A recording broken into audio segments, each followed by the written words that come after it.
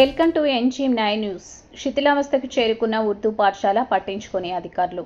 విద్యార్థులకు పాఠశాల దేవాలయం, అధికారం నుంచి వెలుగుకు నడిపించడానికైనా, కటిక పేదరికం నుంచి ఉజ్వల భవిష్యత్తు అందించడానికైనా పాఠశాలే కారణం. అమ్మ ఒడి తర్వాత బడి ఒక తల్లి ఒడి బుడిబుడి అడుగులతో పాఠశాలలోకి అడుగుపెట్టే చిన్నారుల ఆశయాలు, కోరికలు ఉన్నతమైనవి. కానీ కర్నూలు జిల్లా కోసిగి మండలంలోని ఉర్దూ పాఠశాల రూపురేఖలు చూస్తే చదువుల సంగతి దేవుడెరుగు గాని ప్రాణాలు అరచేతిలో పెట్టుకోవాల్సిన స్థితి ఏర్పడింది.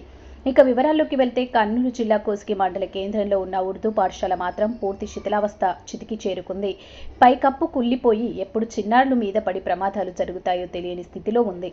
చిన్నారుల చదువులు గుడి అయిన పాఠశాలలో పందులు స్వైరవిహారం చేస్తూ కంపుకు కేర్ ఆఫ్ అడ్రస్గా మారింది.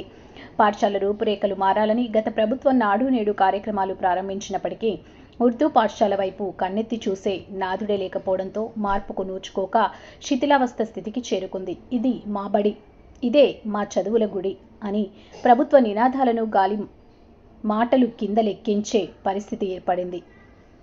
AISF జిల్లా ఉపాధ్యక్షుడు వీరేష్ ఆధ్వర్యంలో విద్యార్థి సంఘాల నాయకులు ఉర్దూ పాఠశాలను సందర్శించి తీవ్ర ఆవేదన వ్యక్తం చేశారు. పైకప్పు కూలి చిన్నారులపై పడితే పరిస్థితి ఏంటి అని ప్రభుత్వాన్ని నిలదీశారు. ఇప్పటికైనా అధికారులు కన్నులు తెరిచి కోసిగి మండల కేంద్రంలోని ఉర్దూ పాఠశాలపై దృష్టి సారించి చిన్నారుల భవిష్యత్తుకు భరోసా కల్పించాలని ప్రభుత్వాన్ని డిమాండ్ చేశారు.